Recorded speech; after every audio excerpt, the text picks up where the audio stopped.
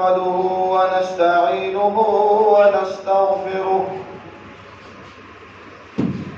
ونعوذ بالله من شرور أنفسنا وسيئات أعمالنا من يهده الله فلا مضل له ومن يضلله فلا هادي له وأشهد أن لا إله إلا الله وحده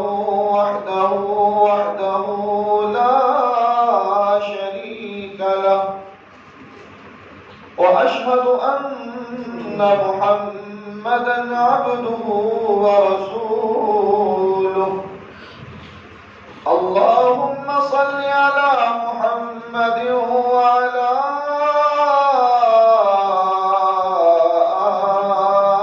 آل محمد كما صليت على إبراهيم وعلى آل إبراهيم إنك حميد مجيد اللهم بارك على محمد وعلى آل محمد كما باركت على إبراهيم وعلى آل إبراهيم إنك حميد مجيد أما بعد فإن خير الحديث كتاب الله وخير الهدي هدي محمد صلى الله عليه وسلم وشر الأمور محدثاتها وكل محدثة بدعة وكل بدعة ضلالة وكل ضلالة في النار رب اشرح لي صدري ويسر لي أمري واحلل عقدة من لساني يفقهوا قولي رب زدني علما رب زدني علما رب زدنا علما أعوذ بالله من الشيطان الرجيم بسم الله الرحمن الرحيم وإن يمسسك الله بضر فلا كاشف له إلا هو صدق الله مولانا العظيم وصدق رسوله النبي الكريم ونحن على ذلك من الشاهدين والشاكرين والحمد لله رب العالمين حمد و ثنا تعریف تمجید تقدیس اللہ رب العزت کے لیے جو کائنات کا پالنے والا ہے خالق ہے مالک ہے رازق ہے داتا ہے گنج بخش ہے لجپال ہے غریب نواز ہے غوث اعظم ہے علی کل شیء قدیر ہے درود و سلام آقائے دو جہاں امام الانبیاء خطیب الانبیاء امام اعظم پیر اعظم مرشد اعظم رہبر اعظم امام کائنات نبی التوبہ نبی الرحمہ بشیر نذیر سراج منیر صلی اللہ علیہ وسلم کی ذات اقدس پر باری تعالیٰ سے دعا ہے کہ اللہ ہمارا یہاں پر آنا بیٹھنا سننا سنانا اللہ تعالیٰ اپنی بارگاہ کے اندر منظور و مقبول فرمائے اور ہم سب کا ذریعہ نجات کا سبب بنے اللہ رب العزت ہم سب کو بار بار اپنے گھر کی زیارت نصیب فرمائے موجودہ حالات میں کوئی گھر ایسا نہیں جس گھر میں پریشانی نہ ہو۔ موجودہ حالات میں کوئی گھرانہ ایسا نہیں جہاں کوئی بیمار نہ ہو، کوئی گھر ایسا نہیں جہاں کوئی غم نہ ہو۔ ہر گھر میں پریشانی ہے، ہر گھر میں آزمائشیں ہیں، ہر گھر اس وقت تکالیف سے دوچار ہے۔ اس کرونا بیماری نے، اس وبا نے بڑے بڑے لوگوں کو ہلا کر رکھ دیا ہے۔ اکثریت لوگ اس وقت ذہنی مریض کا شکار بن چکے ہیں، ذہنی مریض بن چکے ہیں۔ بیماری ہے تب بھی، بیماری نہیں ہے تب بھی خوف اتنا آ چکا ہے کہ وہ ذہنی مریض بن چکے ہیں۔ الغرض ہر گھر میں پریشانی ہے، ہر گھر میں مصیبتیں ہیں، ہر گھر میں بیماریاں ہیں، ہر گھر اس وقت جو ہے وہ آزمائش میں مبتلا ہے۔ اور یہ بات اپنے ذہنوں میں ذہن نشین رکھیں کہ انسان کی زندگی میں حالات بدلتے رہتے ہیں۔ اگر غمی ہے تو کل کو خوشی بھی آئے گی، اگر بیماری ہے تو کل کو صحت بھی آئے گی، اگر آج آزمائش میں مبتلا ہے تو کل کو یہ آزمائش ہم سے دور بھی ہوگی۔ اگر آج ہم کسی دکھ میں مبتلا ہیں تو کل کو یہ دکھ، یہ غم ہم سے دور بھی ہوگا۔ انسان کی زندگی میں یہ حالات بدلتے رہتے ہیں، لیکن یہ بات ذہن میں رکھنی چاہیے کہ یہ جو غم ہے، یہ جو پریشانیاں ہیں، یہ جو مصیبتیں ہیں، یہ جو بیماریاں ہیں، یہ کس کی طرف سے آتی ہیں؟ اللہ کی طرف سے۔ یہ میرے اللہ کی طرف سے آتی ہیں۔ اب یہاں بات سمجھنے والی ہے، کوئی بے نمازی ہے، کوئی گناہ گار ہے، کوئی فاسق ہے، فاجر ہے، کافر ہے، وہ بھی پریشانی میں مبتلا ہے، وہ بھی آزمائش میں مبتلا ہے، اس کو بھی غم آتے ہیں، اس کو بھی تکالیف آتی ہیں۔ ایک تہجد گزار ہے، ایک مومن ہے، ایک روزے دار ہے، ایک نمازی ہے، ایک قرآن کا عالم ہے، قرآن کا حافظ ہے، دیندار ہے، وہ بھی پریشان ہے، وہ بھی آزمائش میں مبتلا ہے، وہ بھی غموں میں گرا ہوا ہے۔ تو یہ بات سمجھ لیں کہ اس فاسق، فاجر، گناہگار، کافر اور دنیا دار پر اگر کوئی پریشانی آئے، مصیبت آئے، غم آئے تو یہ اس کے گناہوں کا سبب ہوا کرتا ہے۔ یہ اس کے گناہوں کی وجہ سے اس پر پریشانیاں آ رہی ہیں، اس پر مصیبتیں آ رہی ہیں۔ اب جو دوسرا حصہ ہے کہ ایک نمازی ہے، تہجد گزار ہے، مومن ہے، قرآن کا قاری ہے، تہجد گزار ہے، وہ بھی ان مصیبتوں میں گرا ہوا ہے، تو یہ اس شخص کے لیے میرا اللہ امتحان لے رہا ہے۔ یہ اس پر جو آزمائشیں ہیں، جو مصیبتیں ہیں، یہ اس کے لیے کیا ہے؟ بطور امتحان ہے۔ اب ہر انسان گرا ہوا ہے، پریشانیوں میں، مصیبتوں میں، دکھوں میں، تکلیفوں میں۔ دینے والا کون ہے؟ اللہ۔ اور اس کو دور کرنے والا کون ہے؟ اللہ۔ یہ قانون، یہ قاعدہ، یہ کلیہ میرے رب نے قرآن میں بیان کر دیا ہے۔ وہ کیا ہے؟ جو آیت کریمہ میں نے آپ کے سامنے تلاوت کی۔ وَإِن يَمْسَسْكَ اللَّهُ بِضُرٍّ فَلَا كَاشِفَ لَهُ إِلَّا هُوَ۔ میرے اللہ کیا فرما رہی ہے؟ اے محمد صلی اللہ علیہ وسلم، اگر آپ کو بھی کوئی پریشانی آئے، آپ کو بھی کوئی تکلیف آئے، آپ کو بھی کوئی مصیبت آئے، آپ کو بھی کوئی آزمائش آئے، فَلَا كَاشِفَ لَهُ إِلَّا هُوَ، تو اللہ کے علاوہ اس کو کوئی دور کرنے والا نہیں۔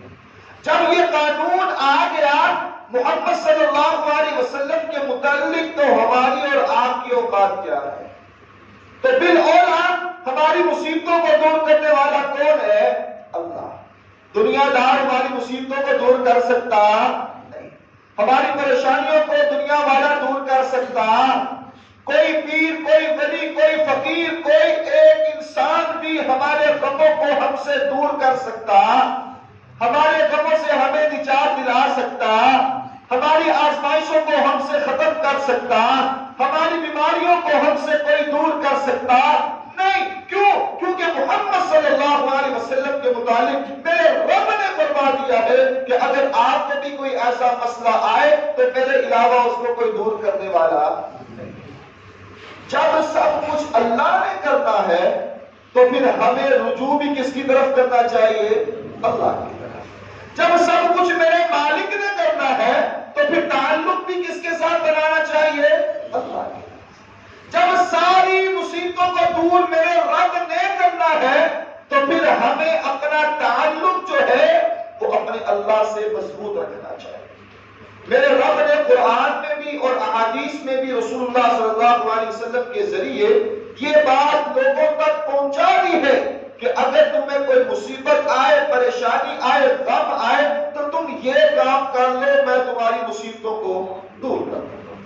ان میں سے چند باتیں آج کے اس جمعے میں آپ کے سامنے پیش کرنا چاہتا ہوں۔ پہلے نمبر پر سورۃ البقرہ دوسرا پارہ، میرے رب نے ایک آیت میں بڑے ہی احسن انداز کے ساتھ یہ بات بیان فرما دی ہے کہ جب تم پریشان ہو، جب تم کوئی تکلیف میں مبتلا ہو تو تم یہ کام کرو۔ وہ کام کیا ہے؟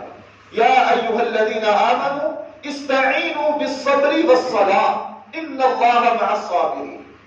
اے ایمان والو، تم نے مدد کس سے مانگنی ہے؟ اللہ سے۔ استعینوا بالصبر والصلاۃ، اگر تمہیں کوئی پریشانی آ جائے تو تم نے نماز اور صبر کے ذریعے سے اللہ سے مدد طلب کرنی۔ اب ہر انسان پریشان ہے، ہم میں سے کتنے ایسے ہیں جو اس کام کو کرتے ہیں؟ ہم میں سے کتنے ایسے ہیں جو یہ کام کرتے ہیں؟ ہر انسان کہتا ہے میں پریشان، ہر انسان کہتا ہے میں غم میں مبتلا، ہر انسان کہتا ہے کہ میں بیمار ہوں، میرے اوپر آزمائشیں چل رہی ہیں، ہر انسان کہتا ہے۔ لیکن قرآن نے اس کا حل بتلایا ہے، اب ہم نے دیکھنا ہے کہ ہم اس پر عمل کرتے ہیں کہ نہیں کرتے۔ استعینوا بالصبر والصلاۃ، کہ نماز اور صبر کے ذریعے سے اللہ سے مدد مانگو، اللہ سے مدد مانگو۔ اور جب انسان اس انداز کے ساتھ اللہ سے مدد مانگے تو اللہ اس کی مدد کرتا ہے۔ بخاری کی روایت ہے، ابو ہریرہ رضی اللہ تعالی عنہ سے مروی ہے، اللہ کے نبی صلی اللہ علیہ وسلم نے فرمایا کہ ابراہیم علیہ السلام اور ان کی بیوی سارہ علیہ السلام دونوں ہجرت کر کے مصر پہنچے۔ مصر کا بادشاہ جو تھا وہ بڑا ظالم تھا، بدکار تھا۔ جب اس کو پتا چلا کہ ابراہیم علیہ السلام اپنے ساتھ ایک عورت کو لے کر آیا ہے، اس نے اپنے سپاہیوں کو بھیجا کہ جاؤ جا کر اس کو میرے پاس لے کر آؤ۔ مختصر سی بات، جب سپاہی پہنچے ابراہیم علیہ السلام کی بیوی کو بادشاہ کے پاس لایا گیا، اب ان پر کیا آئی؟ آزمائش۔ ان پر کیا آئی؟ آزمائش۔ ابراہیم علیہ السلام اور سارہ علیہ السلام پر کیا آئی؟ آزمائش آئی، وہ تکلیف میں مبتلا ہوئے، غم پہنچا۔ اب انہوں نے کیا طریقہ اختیار کیا؟ ابراہیم علیہ السلام نے نماز کا طریقہ اختیار کیا، جو میرے رب نے قرآن میں بیان فرمایا، استعینوا بالصبر والصلاۃ، کہ تمہیں کوئی مصیبت آئے، پریشانی آئے، دکھ آئے، تکلیف آئے، آزمائش آئے تو تم نے نماز اور صبر کے ذریعے سے مجھے پکارنا ہے، میں تمہاری پکار کو سنوں گا، میں تمہاری فریاد کو سنوں گا، میں تمہاری حاجت کو پورا کروں گا، میں تمہاری دعاؤں کو قبول کروں گا۔ اب انہوں نے نماز کا طریقہ اختیار کیا۔ اب وہ بیوی سارہ علیہ السلام جب بادشاہ ان کے پاس بدکاری کرنے کے لیے پہنچا، ان کو پتا چلا کہ یہ مجھ سے بدکاری کرنا چاہتا ہے، تو انہوں نے بھی نماز کا طریقہ اختیار کیا، نماز پڑھی اور دعا کی، اللہم ان کنت آمنت بک وبرسولک واحسنت فرجی الا علی زوجی فلا تسلط علی ھذا الکافر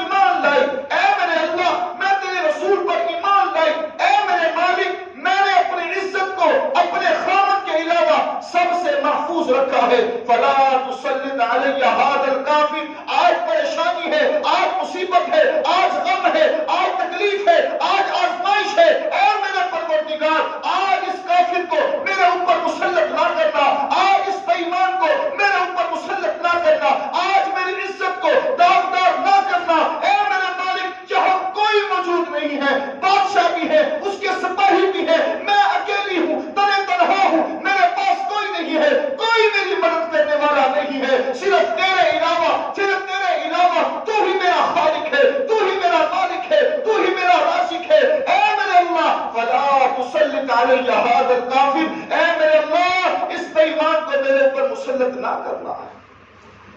دعا کی، نماز پڑھی، دعا کی، میرے اللہ نے دعا کو فوراً قبول کیا، اللہ نے دعا کو فوراً قبول کیا۔ کیا ہوا؟ وہ بادشاہ جو بدکاری کے لیے آیا تھا زمین پر گر گیا، کپ کپانے لگا، پیروں کی ایڑیوں کو رگڑنے لگا، اس پر کپ کپی تاری ہوئی۔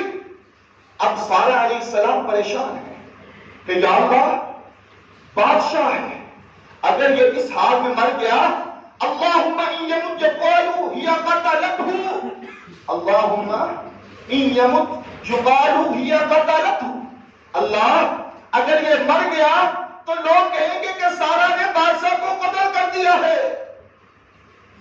اب دعا کی، بادشاہ ٹھیک ہوا، دوبارہ برائی کے ارادے سے آگے بڑھا، پھر زمین پر گرا، تیسری مرتبہ بھی ایسے ہوا۔ جب ایسا ہوا، دعا کی، ٹھیک ہوا، تو بادشاہ نے چیخنا شروع کیا، بادشاہ نے چلانا شروع کیا کہ میرے پاس جس جننی کو لے آئے ہو، میرے پاس کس مخلوق کو لے آئے ہو، اس کو مجھ سے دور کرو۔ سارہ علیہ السلام کی مدد کس نے کی؟ اللہ۔ پریشانی آئی، مصیبت آئی، غم آیا، آزمائش آئی تو کس کو پکارا؟ اللہ، اور اللہ نے پھر مدد بھی کی۔ تو پہلا کام ہمیں رات کو جو کرنا چاہیے، آج ہر گھر اس پریشانی میں مبتلا ہے، کوئی گھر ایسا نہیں جو یہ کہے کہ میرے اوپر کوئی غم نہیں ہے، میرے اوپر کوئی مصیبت نہیں ہے، میرے اوپر کوئی بیماری نہیں ہے، میں بالکل ٹھیک ہوں، کوئی نہیں ہوگا۔ آج اس بات کو اپنے ذہنوں میں بٹھائیں کہ اگر ہمیں کوئی پریشانی ہے، ہمیں کوئی مصیبت ہے، تو ہمیں چاہیے کہ ہم نماز کا طریقہ اختیار کریں۔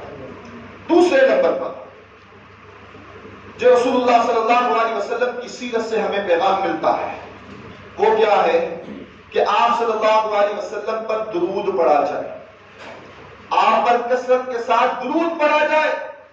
درود بھی وہ ہو جو سنت والا ہو، درود بھی وہ ہو جو آپ نے ہمیں بتلایا ہے، درود بھی وہ ہو جو رسول اللہ صلی اللہ علیہ وسلم سے ثابت ہو۔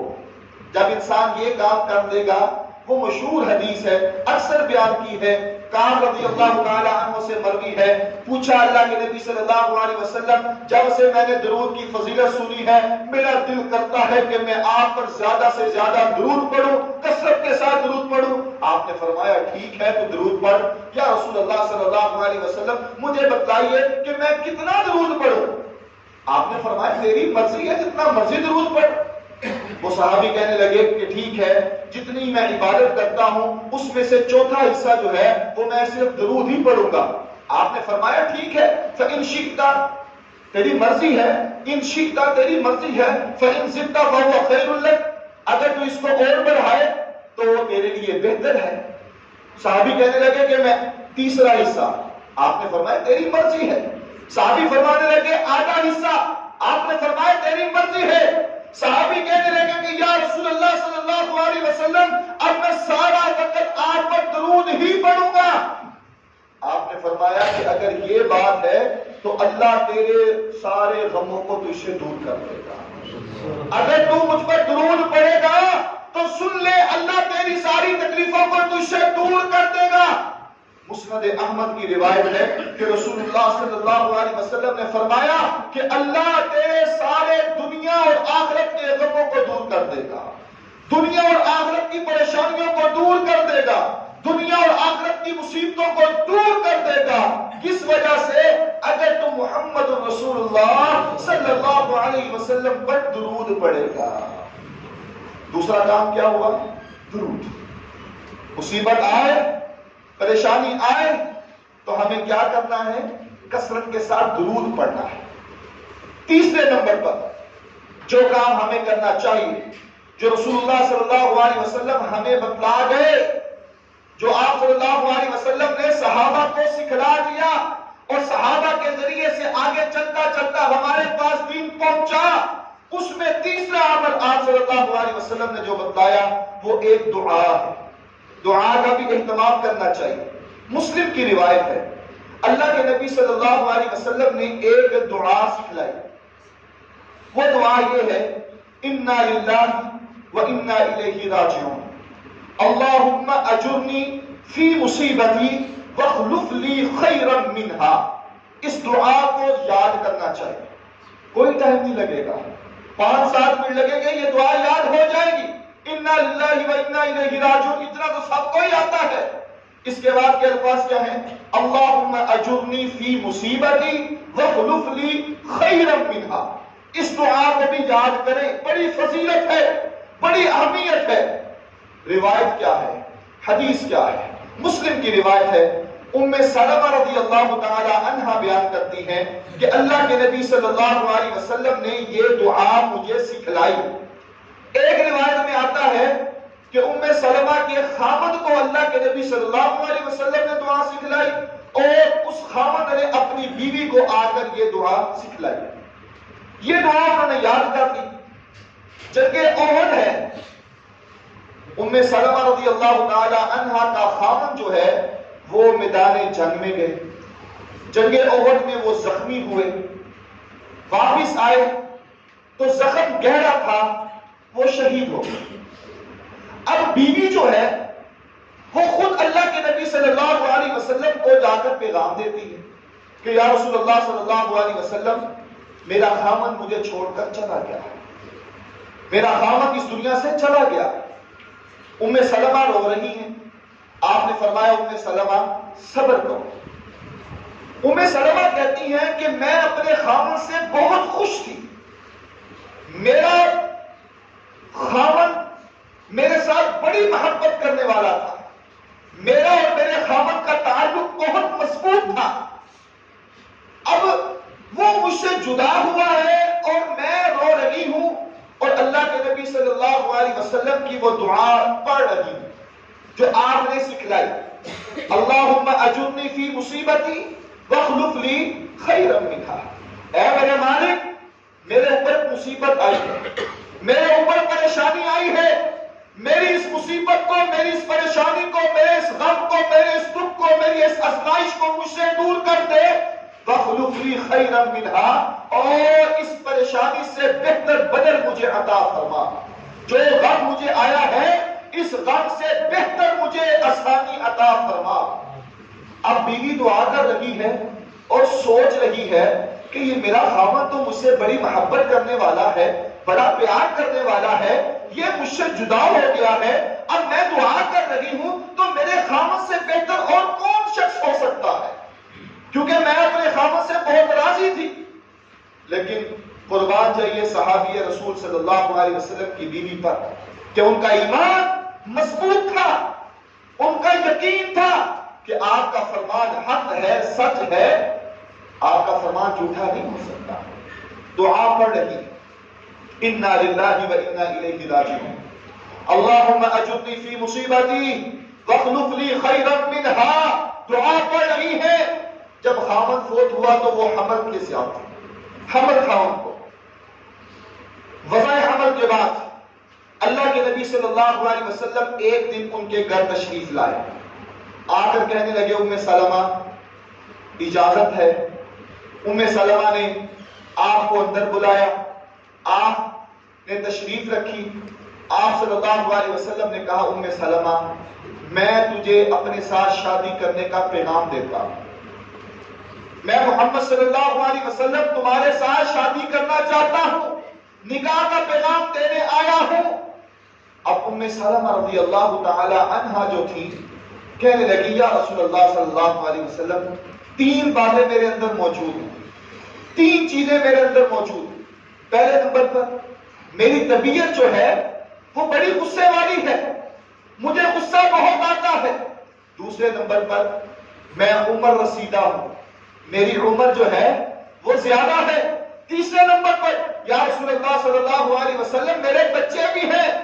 آپ نے فرمایا ام سلمہ جہاں تک تعلق ہے تیرے غصے کا تو اللہ تیرے غصے کو ٹھنڈا کر دے گا، تیرے غصے کو تجھ سے دور کر دے گا، تیرے غصے کو نرم کر دے گا۔ اور جہاں تک تعلق ہے عمر رسیدہ ہونے کا، زیادہ عمر ہونے کا، تو میں محمد صلی اللہ علیہ وسلم کی عمر بھی زیادہ ہے۔ تیسرے نمبر پر ام سلمہ رضی اللہ تعالی عنہا کہنے لگی کہ اللہ کے نبی میرے بچے بھی ہیں۔ آپ نے فرمایا اگر تیرے بچے ہیں تو وہ میرے بچے ہیں۔ کیا ہوا؟ دونوں کا آپس میں نکاح ہو گیا، شادی ہو گئی۔ انا للہ و انا الیہ راجعون، اللہم اجرنی فی مصیبتی واخلف لی خیرا منہا۔ کہنے لگی کہ میرا خاوند تو مجھ سے بہت محبت کرنے والا تھا، بہت پیار کرنے والا تھا، بہت ہی محبت رکھنے والا تھا۔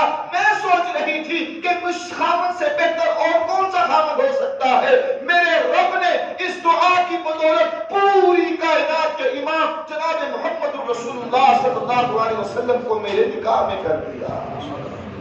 جب ایمان ہو، یقین ہو، اللہ پر توکل ہو، اللہ پر بھروسہ ہو، تو پھر اللہ اس انسان کی دعا کو ضائع کرتا نہیں۔ تیسرا عمل کیا ہے؟ دعا کا اہتمام کریں، چلتے پھرتے دعا کو پڑھیں۔ ہر گھر پریشانی میں مبتلا ہے، ہر گھر جو ہے وہ آزمائش سے گرا ہوا ہے، تو ان دعاؤں کا اہتمام ہمیں کرنا چاہیے۔ چوتھے نمبر پر رسول اللہ صلی اللہ علیہ وسلم نے فرمایا قرآن مجید میں 17واں پارہ ایک آیت کریمہ جو اکثر مشہور ہے اور سب کو آتی بھی ہے، صرف توجہ دلانا مقصود ہے۔ یونس علیہ السلام کہاں گئے دعوت دینے؟ نینوا بستی میں۔ بستی کا نام کیا تھا؟ نینوا۔ دعوت دی، کسی نے بات نہ مانی، بڑی کوشش کی، بات نہیں مان رہی، بڑی واز کی، کوئی فائدہ نہ ہوا، کسی نے بات نہ مانی۔ اللہ کا حکم نہیں آیا، بستی والوں سے ناراض ہو کر یونس علیہ السلام نینوا بستی سے نکل گئے۔ دریا کا نام کیا تھا؟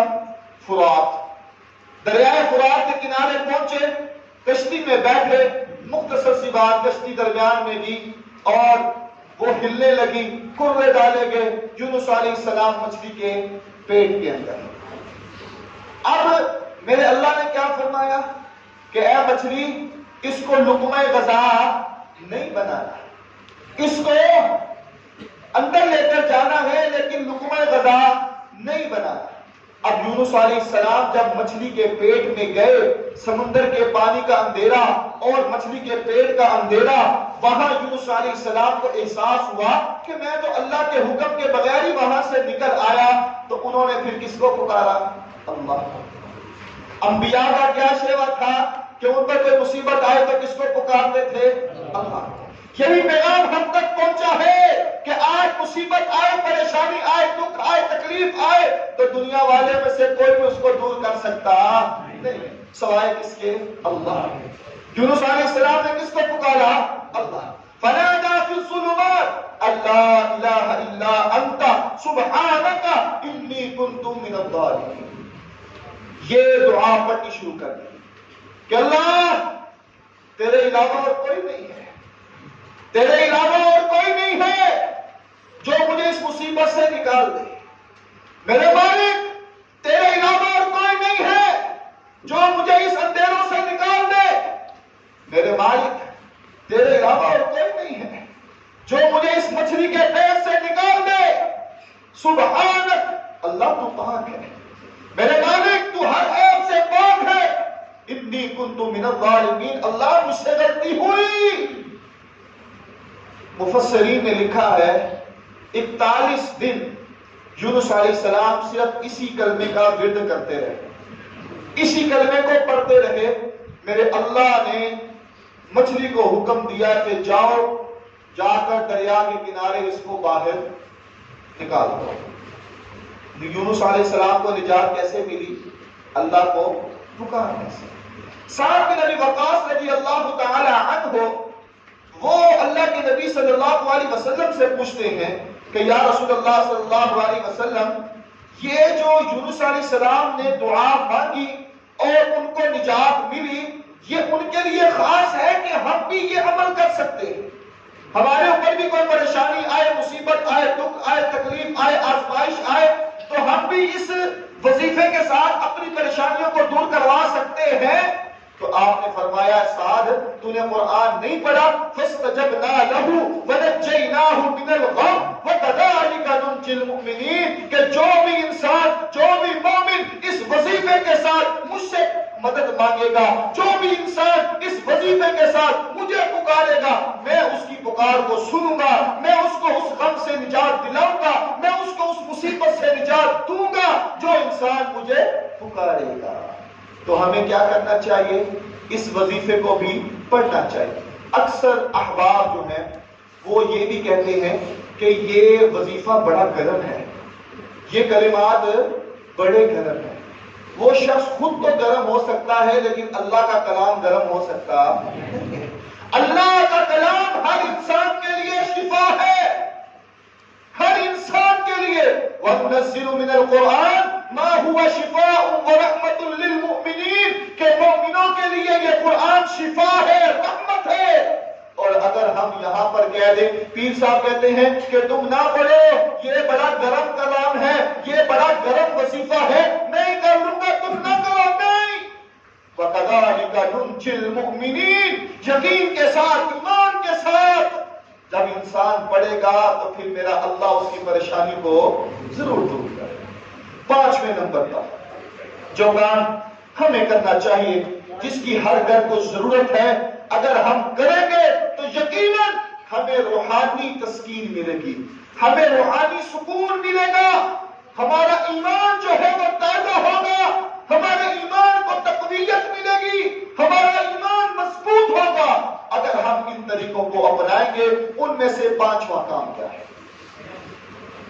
ہر انسان پریشان ہے، اس کو چاہیے کہ یہ وظیفہ 5ویں نمبر پر وہ کرے۔ اس وظیفے میں میرے اللہ نے 4 بیماریوں کا علاج بیان فرمایا ہے، 4 دکھوں کا صرف ایک ہی علاج میرے اللہ نے قرآن میں بیان فرمایا ہے۔ 4 مصیبتوں کا علاج 5ویں نمبر والا جو ہے وہ میرے اللہ نے قرآن میں ایک ہی بیان فرمایا ہے۔ وہ دکھ، وہ غم، وہ تکلیفیں کون سی؟ پہلے نمبر پر غربت کا علاج۔ غربت، یہ غربت انسان کو بڑا کچھ کروا دیتی ہے۔ اس غربت کا علاج میرے اللہ نے قرآن میں بیان فرمایا۔ دوسرے نمبر پر قحط سالی کا علاج، قحط سالی کا علاج میرے اللہ نے قرآن میں بیان فرمایا۔ تیسرے نمبر پر بے اولادی کا علاج، اولاد نہیں ہے تو آؤ قرآن کی طرف دیکھو، قرآن نے اس کا علاج بتلایا ہے۔ چوتھے نمبر پر گناہ کا علاج۔ ان 4 بیماریوں کا صرف ایک ہی علاج میرے رب نے قرآن میں بیان فرما دیا، اور بدقسمتی سے ہم نے قرآن کو چھوڑ دیا۔ استغفروا ربکم انه كان غفارا يرسل السماء عليكم مدرارا ويمددكم باموال وبنين ويجعل لكم جنات ويجعل لكم انهارا۔ کیا فرمایا میرے رب نے؟ استغفار کو لازم کر لو، استغفار کو پکڑ لو، استغفار کرو، میرا رب تمہیں ان مصیبتوں سے آزاد کر دے گا۔ استغفار کرو، میرا رب غربت کا خاتمہ کر دے گا۔ استغفار کرو، میرا رب اولاد دے گا۔ استغفار کرو، میرا رب گناہوں کو معاف کرے گا۔ استغفار کرو، میرا رب قحط سالی کو دور کر دے گا۔ بدقسمتی سے ہم دنیا کے ہیرے بہانے تو تلاش کرتے ہیں، اگر ہم تھوڑی سی توجہ کر کے قرآن پر غور کریں تو میرے رب نے ان بیماریوں کا علاج قرآن میں بیان فرما دیا ہے۔ استغفروا ربکم انه كان غفارا يرسل السماء عليكم مدرارا ويمددكم باموال وبنين ويجعل لكم جنات ويجعل لكم انهارا۔ اور وہ حدیث جس کے بارے میں من لزم الاستغفار ويرزقه من حيث لا يحتسب، کہ انسان اپنے اوپر استغفار کو لازم کر لے، میرا اللہ اس کو ایسی جگہ سے رزق عطا فرماتا ہے جہاں اس کو وہم و گمان بھی نہیں ہوتا، ایسی جگہ سے رزق ملتا ہے اس کی سوچ وہاں تک پہنچ نہیں سکتی۔ لیکن کیا ہے؟ توکل ہونا چاہیے، ایمان ہونا چاہیے، اللہ پر یقین اور بھروسہ ہونا چاہیے کہ میرے رب، میں تیرے گھر میں آ گیا، میرے پاس کچھ نہیں ہے، دنیا والے کچھ نہیں ہے، آج میں تیرے گھر آ گیا، اللہ میں تجھ سے معافی مانگ رہا ہوں، تیرے علاوہ مجھے کوئی معاف کرنے والا نہیں ہے، میرے رب آج میں مسجد میں آ گیا، تیرے سامنے آ گیا، دنیا والوں کو چھوڑ کر میں آ گیا، اللہ مجھے معاف فرما، میری غربت کو دور کر دے، میری کہاسالی کو دور کر دے، میرے گناہوں کو معاف کر دے، اور مجھے اولاد جیسی نعمت سے نواز۔ جب انسان یہ طریقہ اپنائے گا تو اللہ اس کی دعا کو ضائع کرے گا۔ رسول اللہ صلی اللہ علیہ وسلم کا صحابی عبداللہ بن عمر رضی اللہ تعالی عنہما کہنے لگے کہ میں مسجد میں بیٹھا ہوا، اللہ کے نبی صلی اللہ علیہ وسلم بھی بیٹھے ہوئے تھے، میں نے شمار کیا، میں نے گنا کہ آپ نے 100 مرتبہ یہ کلمات پڑھے، رب اغفر لی وتب علی انک انت التواب الرحیم۔ ان کلمات کو پڑھیے، استغفار کو اپنائیے، اللہ ان ساری مصیبتوں کو دور کرے گا۔ رب اغفر لی وتب علی انک انت التواب الرحیم۔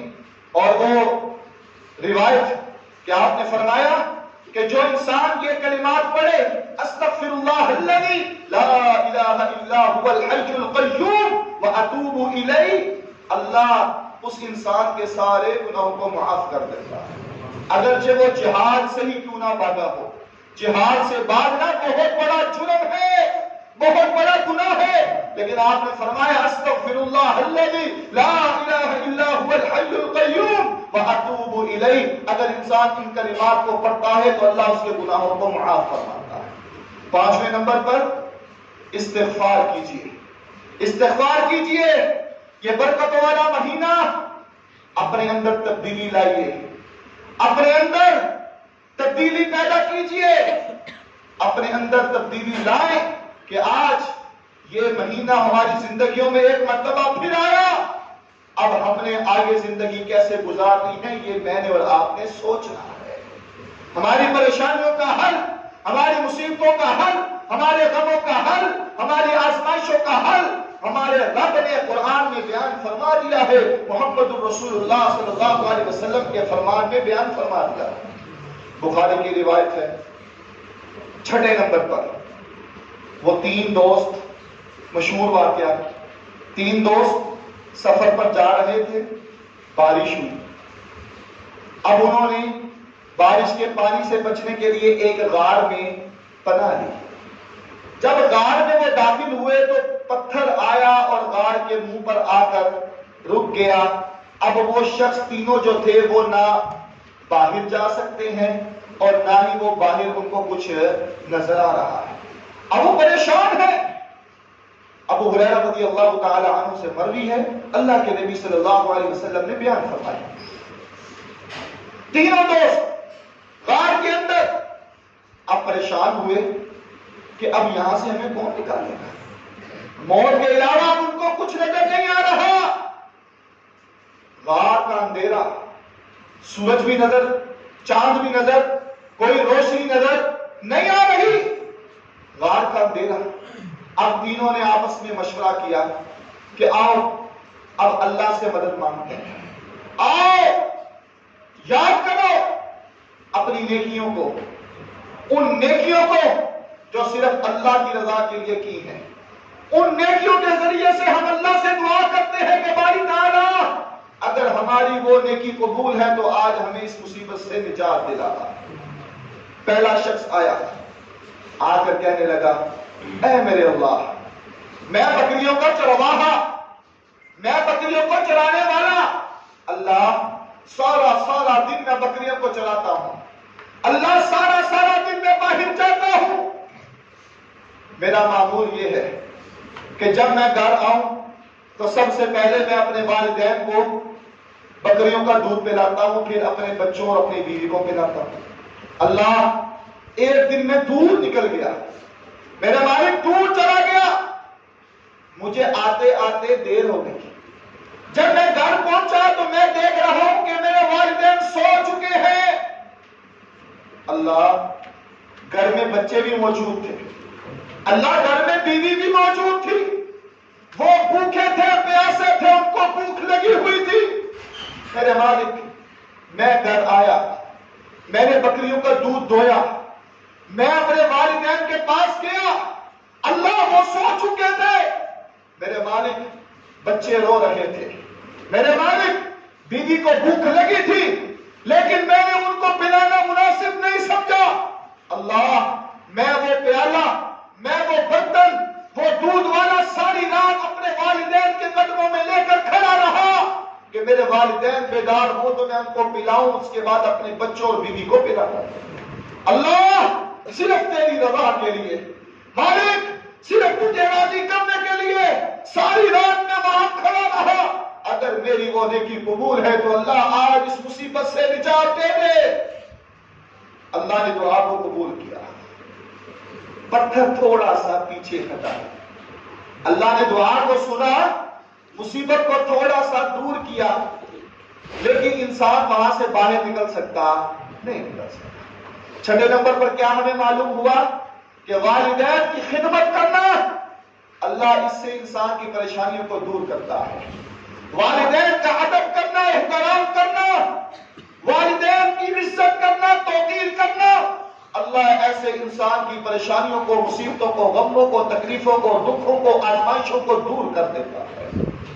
7ویں نمبر پر اللہ دوسرا انسان آیا، کہنے لگا اللہ میری ایک چچا زاد بہن تھی، غریب تھی، اس کو پیسوں کی ضرورت تھی، میں نے اس کو بدکاری کے لیے بلایا، وہ نہ آئی۔ ایک دن اس کو بڑی ضرورت تھی، وہ میرے پاس آئی، میں نے اس کو کہا کہ ٹھیک ہے میں تمہاری ضرورت کو پورا کرتا ہوں، تم میری ضرورت کو پورا کرو۔ وہ پریشان تھی، وہ پریشان تھی، اس نے کہا ٹھیک ہے آج میں پریشان ہوں، مجبور ہوں، ٹھیک ہے مجھے اس چیز کی ضرورت ہے، تو اپنی ہوس کو پورا کر۔ جب وہ شخص برائی کے لیے بڑھا، برائی کرنے لگا، اس وقت اس خاتون نے کہا یا عبد اللہ اتق اللہ، اے اللہ کے بندے اللہ سے ڈر جا، اللہ سے ڈر جا، قبر کے عذاب سے ڈر جا، آخرت کے عذاب سے ڈر جا، جہنم کی آگ سے ڈر جا، یا عبد اللہ اتق اللہ، اللہ سے ڈر جا۔ اللہ اس وقت مجھے کوئی روکنے والا نہیں تھا، اللہ اس وقت کوئی رکاوٹ ڈالنے والا نہیں تھا، اللہ اس وقت کوئی مجھے دور کرنے والا نہیں تھا۔ جب اس نے یہ الفاظ بولے یا عبد اللہ اتق اللہ، جب اس نے کہا کہ اللہ کا ڈر کر، اللہ سے ڈر جا، تو صرف میں تیرے ڈر کی وجہ سے اس برائی کو میں نے چھوڑ دیا۔ اللہ اگر تو نے میری اس نیکی کو قبول کیا تو آج اس مصیبت سے مجھے نجات دے دے۔ پتھر تھوڑا سا اور پیچھے ہٹا، لیکن ابھی بھی وہ وہاں سے نکل سکتے نہیں۔ تیسرا آیا، دعا کرنے لگا اللہ میں نے ایک مزدور رکھا، وہ مزدور مزدوری لیے بغیر وہاں سے چلا گیا، میں نے اس کے پیسوں سے وہاں کام کیا، جب وہ ایک دن میرے پاس آیا اپنی مزدوری کو لینے کے لیے آیا تو میں نے اس کو کہا یہ جو جانور کھڑے ہیں، یہ جو کھیت ہے، جا یہ سارا کچھ تیرا ہے۔ وہ کہنے لگا میں اپنی مزدوری لینے کے لیے آیا ہوں، تو مجھے یہ ساری چیزیں دے رہا ہے، مجھ سے مذاق کر رہا ہے۔ وہ کہنے لگا نہیں نہیں میں مذاق نہیں کر رہا، جب تو ناراض ہو کر چلا گیا تو میں نے اس تیرے پیسوں سے یہ کاروبار کیا، اللہ نے اتنی برکت دی، اتنی برکت دی، یہ سارے جانور، یہ کھیت جو ہے یہ سارے کے سارے تیرے ہیں۔ اللہ صرف تیرے ڈر کی وجہ سے، صرف تیرے خوف کی وجہ سے میں نے وہ سارا کچھ اس کو دے دیا۔ اگر تجھے میری اس نیکی کو قبول کیا ہے تو اللہ آج ہمیں نجات دے دے۔ پتھر پیچھے ہٹا اور وہ تینوں لوگ جو تھے وہ پہاڑ سے، غار سے باہر نکل گئے۔ انہوں نے اپنی مصیبتوں کا حل کس سے کروایا؟ اللہ سے کروایا۔ تو خدا را آج ضرورت اس بات کی ہے آپ مسجد میں آئے ہیں تو کچھ لے کر جائیں. آج ضرورت اس بات کی ہے کہ ہم صرف اپنے رب سے فریاد کریں, اپنے رب کو پکاریں اس انداز کے ساتھ جس طرح پکارنے کا حق ہے. تو یقین جانیے اللہ ہمیں ضائع نہیں کرے گا, اللہ ہماری پریشانیوں کو ضرور دور کرے گا, اللہ ہماری آزمائشوں کو ہم سے ضرور دور کرے گا, اللہ ہماری مصیبتوں کو ہم سے ضرور دور کرے گا. جب ہم اللہ کے ہو جائیں گے تو پھر اللہ بھی ہمارا ہو جائے گا, پھر اللہ ہی ہماری حفاظت کرے گا, پھر اللہ ہی ہمارے سارے معاملات کو, ساری پریشانیوں کو ہم سے دور کرے گا. اللہ ہمیں ان چیزوں کو اپنانے کی توفیق عطا فرمائے.